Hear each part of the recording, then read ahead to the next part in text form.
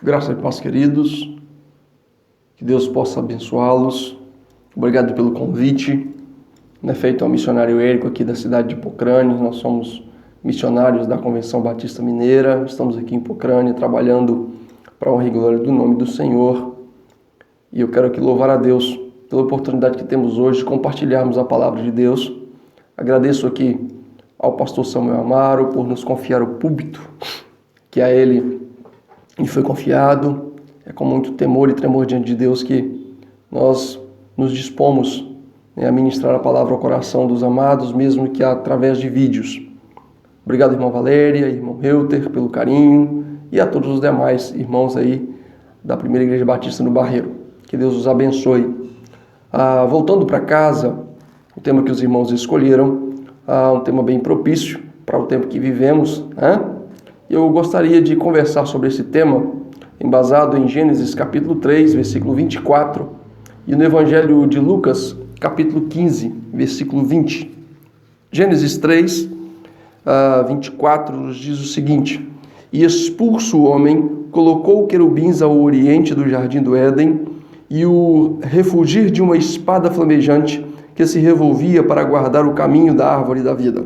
Em seguida, Lucas, capítulo 15, versículo de número 20, que vai nos dizer o seguinte, Lucas 15, versículo 20. E levantando-se, foi para seu pai. Vinha ele ainda longe, quando seu pai o avistou.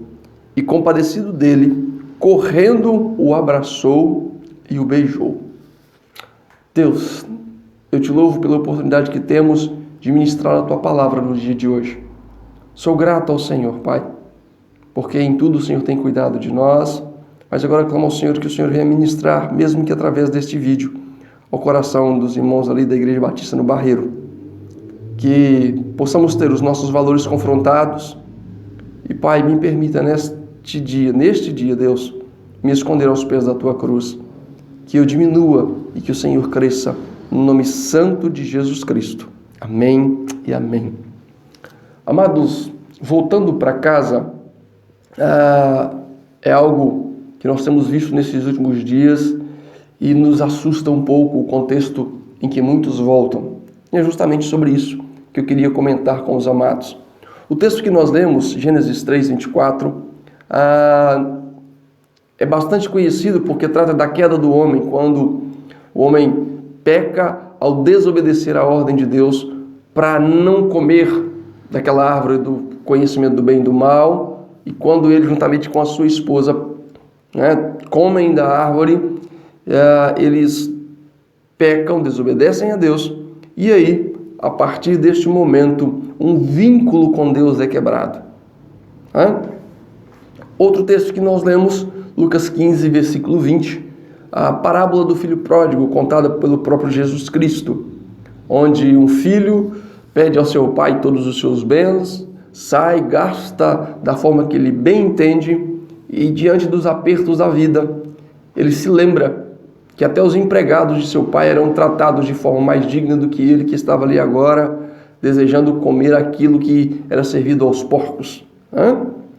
E ele então volta, cai em si, volta para a casa de seu pai, pede perdão com humildade, e o pai o recebe de uma forma muito calorosa. O que isso tem a ver com as nossas famílias?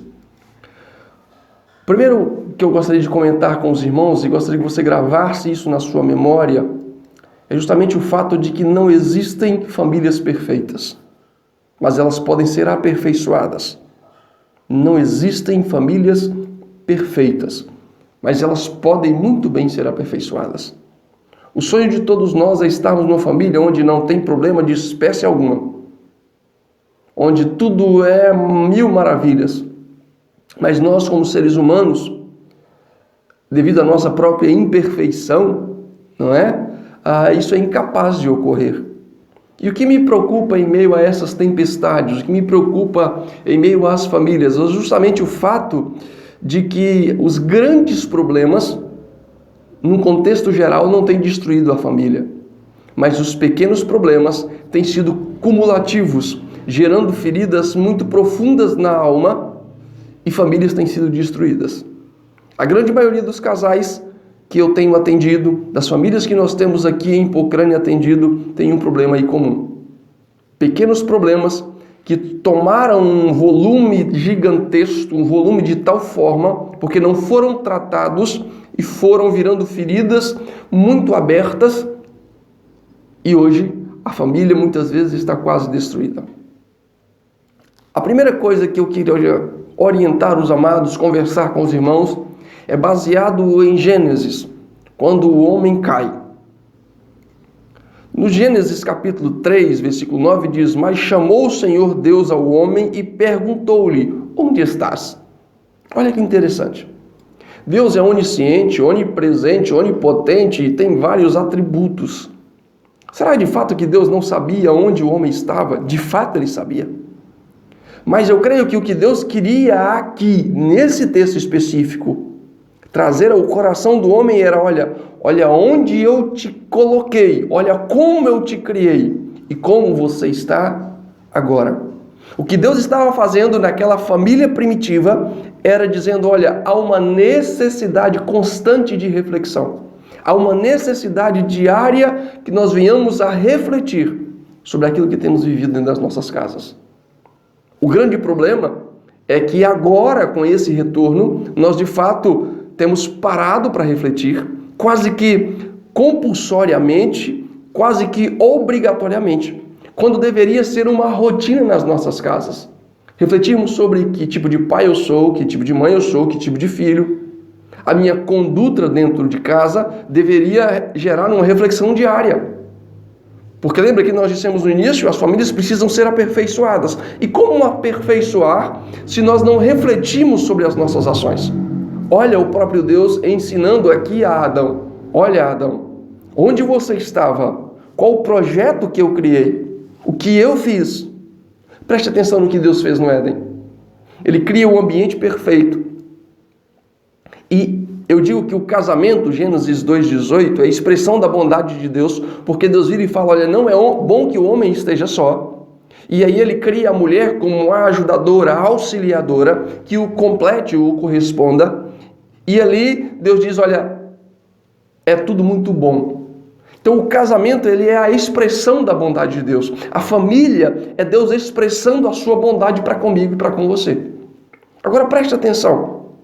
Quando nós chegamos nesse ponto em que o homem cai, Eva pega do fruto, dá ao seu marido e ele cai, ele deixa tudo isso para trás. Quebra esse vínculo. E Deus, não é que Deus não sabia onde Adão estava, pois ele sabia sim, mas ele queria gerar em Adão a reflexão de tudo aquilo que Deus havia feito, de todo o propósito da família, e que agora ele deveria refletir: qual é o propósito de Deus e onde eu estou agora? Por isso a pergunta de Deus é muito peculiar: onde estás? Deus descia todos os dias para conversar com Adão. Agora esse vínculo havia sido quebrado. Deus descia todos os dias para manter um relacionamento íntimo. Agora esse vínculo havia sido quebrado. Onde estás? Deus está dizendo: reflita sobre as suas atitudes. Reflita sobre o que você tem feito. Agora preste atenção. Vamos lá um pouquinho no Novo Testamento. O que ocorre com o filho pródigo. Lucas 15, 17. Quando finalmente caiu em si, disse: até os empregados de meu pai têm comida de sobra e eu estou aqui morrendo de fome. Qual é a diferença entre Adão e o filho pródigo? Que Adão foi necessário Deus falar para ele refletir. O filho pródigo, ele cai em si e reflete. Olha que interessante. Dois contextos bem familiares. Um homem que era responsável pela sua família. Outro, um filho que sai do seio da família. Deus fala: onde você está? O outro fala: não, eu preciso refletir sobre isso. Eu preciso refletir sobre as minhas atitudes. Então veja que voltar para casa tem esse significado de parar e refletir. Que tipo de pai eu tenho sido? Que tipo de mãe eu tenho sido? O ambiente familiar é um ambiente muito propício para que pequenas pedras, pequenas atitudes gerem pequenas feridas. E dizem por aí que ninguém tropeça em grandes pedras, mas nas pequenas. As grandes nós vemos com muita clareza, mas as pequenas não. Então, o meu conselho para os amados hoje seria: reflita, tire um tempo para pensar, para comparar, se autoavaliar de acordo com os padrões bíblicos, que tipo de pai, que tipo de mãe, que tipo de filho eu tenho sido dentro da minha casa. Sabe o que porque muitas vezes não ocorre essa autorreflexão? Porque aqui dentro de nós muitas vezes tem um orgulho escondido. E isso é um perigo. Eu não posso refletir e assumir minhas fraquezas, porque talvez eu vou soar como alguém que não tem autoridade diante de meus filhos, ou como alguém que não sabe gerir a casa diante da minha esposa. Lê do engano, isso é orgulho, meu amado. Reconhecer muitas vezes que você errou para com o filho, pedir perdão a um filho pelas suas falhas, por algo que você tem certeza que foi equivocado em uma decisão ou em uma atitude, não vai tirar de você a autoridade. Pelo contrário, vai fazer com que o seu filho reconheça a autoridade que você tem sobre ele, a autoridade que você tem sobre a sua esposa, e mais que isso, que eles te respeitem pelo caráter e pela dignidade que você tem em reconhecer seus erros. Um segundo ponto que eu gostaria de trabalhar com a igreja está em Gênesis 3, 12 e 13. Diz assim: ao que respondeu o homem: a mulher que me deste por companheira deu-me a árvore e eu comi. Perguntou o Senhor à mulher: que é isso que fizeste? Respondeu a mulher: a serpente me enganou e comi. Olha que interessante na atitude do homem e da mulher ao caírem. Procuraram culpados. Deus diz: reflitam. O que eles fazem? Eles dizem: a culpa não é minha, eu não preciso refletir. O grande problema muitas vezes dos nossos casamentos está justamente aí. Boa parte das famílias, quer filhos, quer maridos, quer esposas que nós atendemos, tem uma coisa em comum: a falta de diálogo. Não param para conversar, não param para dialogar entre si, e tem um problema grave chamado falta de diálogo. Não, rasgam o seu coração para que a esposa saiba exatamente aquilo que ela tem feito que desagrada o seu marido, para que o esposo saiba exatamente o que o outro fez, para que os filhos, tenham uma intimidade maior. Quando Deus diz: onde estás, o que tu fizeste, Ele não estava dizendo para Adão ou Eva indicar os culpados. Ele estava dizendo assim: reflitam sobre os atos que vocês fizeram. Muitas vezes, quando nós conversamos com alguns casais, maridos, esposos ou filhos, é raridade, é raríssimo encontrarmos alguém que reconheça os seus erros. Pelo contrário, a culpa é do meu pai, a culpa é da minha mãe, ele fez isso, ele fez aquilo. Olha o resultado na família de Adão. Mas por outro lado, quando eu olho para o filho pródigo, que reflete sobre os seus atos, Lucas 15, 18 diz assim: olha, eu vou retornar à casa de meu pai e dizer: pai, pequei contra o céu e contra o Senhor. A atitude de alguém humilde que reconhece seus erros. Ei, marido, você já parou para escutar a sua esposa? Para conversar com ela sobre a educação de seus filhos? Você já parou, esposa, para conversar com seu marido sobre como anda a sua família? Ou as feridas estão muito abertas, que já não se pode mais sentar para conversar os dois? Querido, deixa eu lhe dizer uma coisa. Não espere para sentar e conversar a respeito da sua família com o seu esposo e com a sua esposa. Infelizmente, aqui em Pocrane eu tenho visto casamentos de 24, de 30 anos serem dissolvidos, porque as feridas foram escondidas por muito tempo, não se deu importância devida a elas, e não houve reflexão, e o casamento se findou. Olha a atitude do filho pródigo. Ele reflete sobre as suas atitudes, ele reflete sobre aquilo que ele havia feito, sobre os seus conceitos, e diz: eu tenho que retornar à casa de meu pai. Eu preciso retornar. Eu preciso ser diferente, eu preciso agir de uma forma diferente. Um terceiro ponto que eu gostaria de comentar com os amados: cuidado. com a semeadura. A colheita é inversamente proporcional. Quando você vai a uma plantação, independente do que você vai plantar, você planta muito pouco para colher uma quantidade enorme. No casamento, na família, o princípio é o mesmo. Existem muitas vezes palavras que para nós, como homens, soam de um tamanho muito pequeno, mas causam feridas profundas nas nossas esposas, nos nossos filhos. Causam feridas profundas no esposo, nos filhos. Quantos filhos eu tenho atendido aqui, profundamente machucados? Muitos deles não conseguem nem se olhar no espelho, por causa de palavras que pais e mães têm dito aos seus filhos. Por causa de palavras que foram semeadas, atitudes que foram semeadas, ainda na infância de seus filhos, marcaram a história de seus filhos, porém de uma forma equivocada. Cuidado com a semeadura. Quer um exemplo? Olha em Gênesis 3, versículo 14 a 19. No versículo 14 e 15, quando Adão e Eva dão as suas desculpas, Deus diz: então disse o Senhor Deus à serpente, pelo fato deles não terem refletido sobre os seus atos e reconhecerem os seus pecados, Deus dá uma sentença à serpente. Pela desculpa em não reconhecer os seus atos por ter semeado de uma forma errada, no versículo 16, Deus dá uma sentença à mulher. E pela irresponsabilidade, pela desculpa de Adão, em não assumir as suas responsabilidades, pensar o que havia feito, Deus também lhe dá uma sentença. E a terra se torna maldita por causa desta família, do pecado que aqui entrou. Agora, preste atenção. Lucas, capítulo 15, versículo 16 e 17. Embora quisesse saciar a fome com as vagens dadas aos porcos, ninguém lhe dava coisa alguma. Quando finalmente caiu em si, disse: até os empregados de meu pai têm comida de sobra e eu estou aqui morrendo de fome.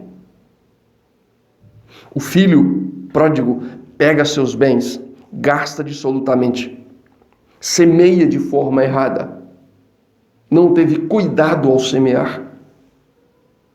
Resultado, desejava comer aquilo que era dado aos porcos.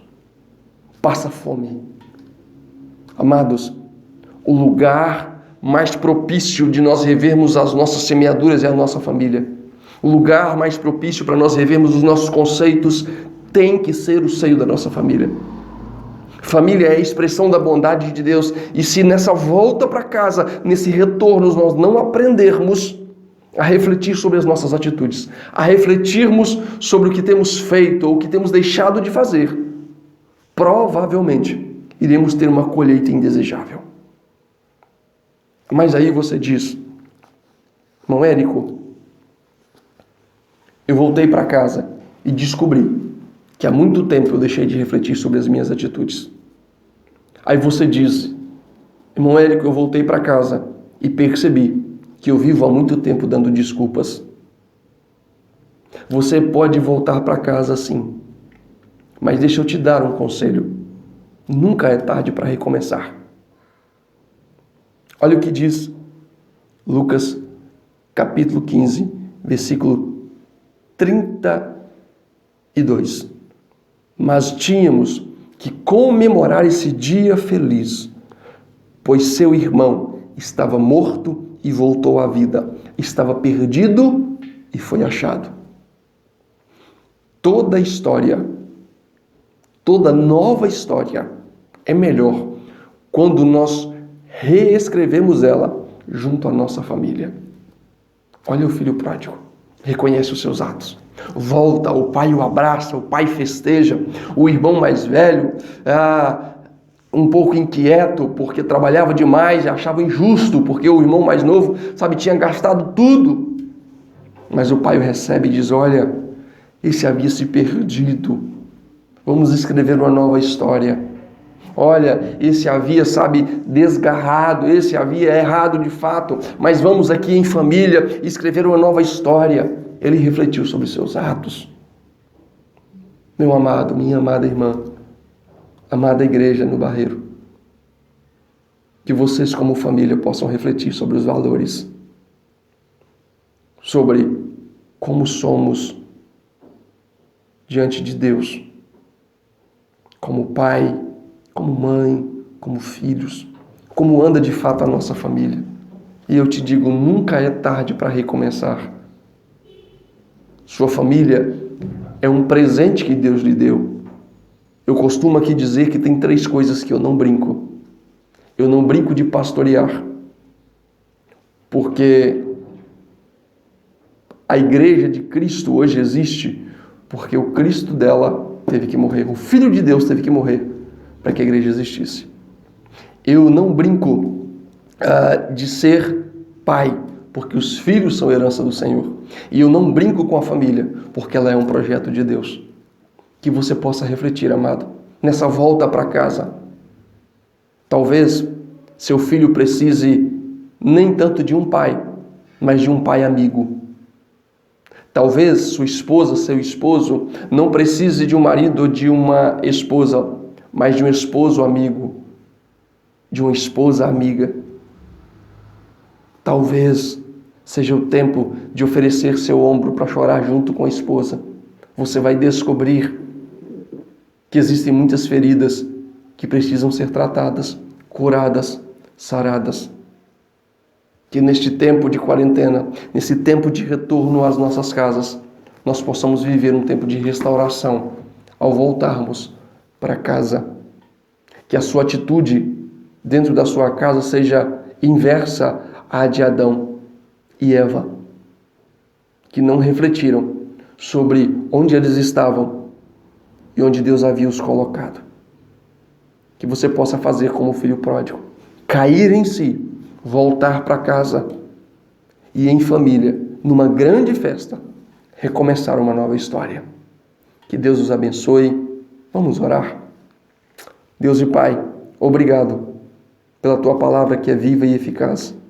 Todavia, ó Pai, a começar em mim, que eu possa refletir sobre que tipo de pai eu tenho sido, que tipo de esposo eu tenho sido dentro da minha casa. Pai, toma a Igreja Batista ali no Barreiro, cada família, ministra, Senhor, a cada coração, desperta cada um, para que possam, ó Deus, serem aperfeiçoados pela Tua boa e poderosa mão através da Tua palavra.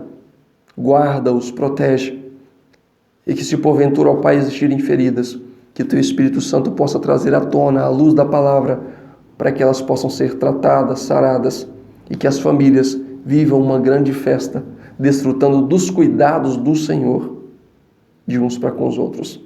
Obrigado, Deus, pelo privilégio hoje de ministrar o coração desta igreja.